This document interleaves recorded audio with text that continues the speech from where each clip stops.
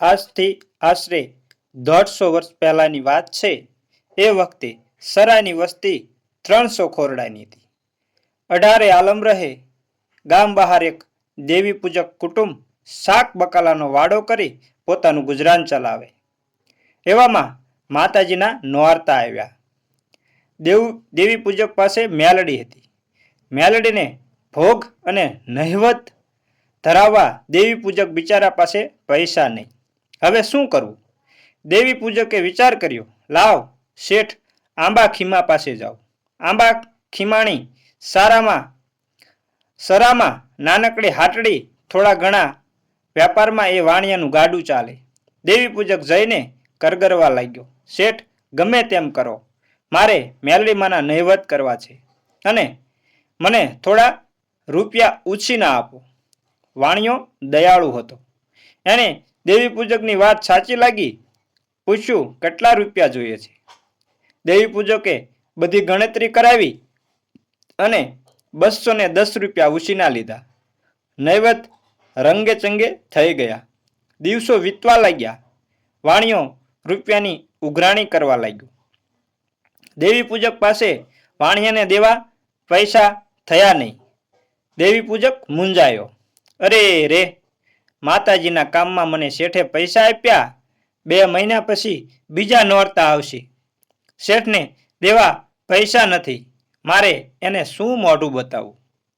આમ વિચારીને દેવી પૂજકે સરા ગામ છોડીને ભાગી જવાનો વિચાર કર્યો. એક રાતે આખું કુટુંબ કચ્ચા બચ્ચા માલ સામાન સાથે નીકળી ગયું. કુદરતને કરવું ને શેઠ ક્યાંક બહાર ગામ ગયેલા. ઘણું મોડું થઈ ગયું. આવતા હતા પાદરમાં દેવી પૂજકને સામા ભટકાયા. વાણિયો સમજી ગયો કે દેવી પૂજક મારા રૂપિયા ખોટા કરીને જાય છે. વાણિયાએ કહ્યું, મારા રૂપિયાના બદલામાં તું મને કંઈક આપતો જા. ચીજ વસ્તુ ઘરેણા કંઈ પણ. દેવી પૂજક પાસે તો પહેર્યા કપડાં સિવાય કશું હતું નહીં. એણે કહ્યું, શેઠ બીજું તો મારી પાસે કંઈ નથી. આ ટોપલામાં મારી મેલડી છે, કહેતા હો તો આપતો જાઓ. વાણિયો કહે, ભલે એમ કર. દેવી પૂજકે મેલડી વાણિયાને આપી દીધી. વાણિયો ખૂબ ડાયો હતો. રાત્રે હાટડી ખોલી અડધ વારના 3 કપડાં, એક લાલ, બીજું સફેદ અને ત્રીજું પીળું લઈ તેને ઘરમાં મેલડીમાંની પધરામણી કરી. ઘરના બધા પગે લાગ્યા. વાણિયાએ માને કહ્યું, હે મેલડી, દેવી પૂજક જે ધરાવતો હતો એ હું તમને નહીં ધરાવી શકું. હું આપની સેવા પૂજા મારી રીતે કરીશ. તે સ્વીકારી મને આશીર્વાદ આપજો. પછી તો વાણિયાને ધંધામાં બરકત વધી. ધંધો વધવા લાગ્યો, વેપાર વધ્યો. માટીના ઘરની જગ્યાએ બંગલો થયો, મોટી દુકાન થઈ. વાણિયાની જાહો જલાલીનો પાર ન રહ્યો. આજે પણ આંબા ખીમજીની પેઢીઓ સિંગાપુર, હોંગકોંગ, જાપાન, અમેરિકામાં મની એક્સચેન્જનો ધંધો કરે છે. આંબા ખીમજીની 4થી પેઢી હાલે છે, જેને કરોડોના ખર્ચે મેલડી માનું મંદિર બંધાવ્યું છે. ધર્મશાળાઓ અને જમવાની સુવિધા કરી છે. આજે પણ મંદિરમાં દાણા જોવાય છે.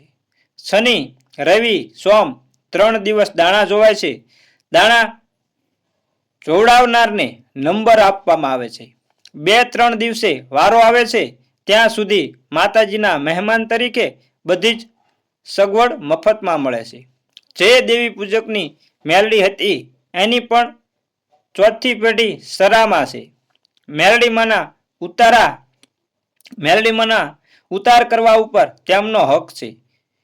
વાઘરી એટલે કે દેવી પૂજક કુટુંબ પણ કરોડપતિ છે. દાણા જોવાનો રૂમ એર કન્ડિશન બનાવેલો છે. માં વાંજ્યાને દીકરા નિર્ધનને ધન, યશ, કીર્તિ આપે છે. વિડીયોમાં આપેલ માહિતી સારી લાગી હોય તો અમારી ચેનલને લાઈક કરજો અને કોમેન્ટમાં જય માતાજી લખવાનું ભૂલતા નહીં. અને ચેનલ પર નવા હોય તો હું તમને એક વિનંતી કરું છું, એક અનુરોધ કરું છું કે અમારી ચેનલને સબસ્ક્રાઈબ જરૂરથી કરી લેજો અને બેલ આઇકનને પણ દબાવી દેજો, જેથી કરીને અમારું નોટિફિકેશન સૌથી પહેલાં તમને મળે અને તમને અમે આવી નવી નવી વાર્તાઓ પીરસતા રહીએ. તો જય માતાજી મિત્રો. આવી વાર્તા સારી લાગતી હોય તો કોમેન્ટમાં જરૂર લખજો, જેથી અમને તમને આવી નવી વાર્તાઓ પીરસીએ.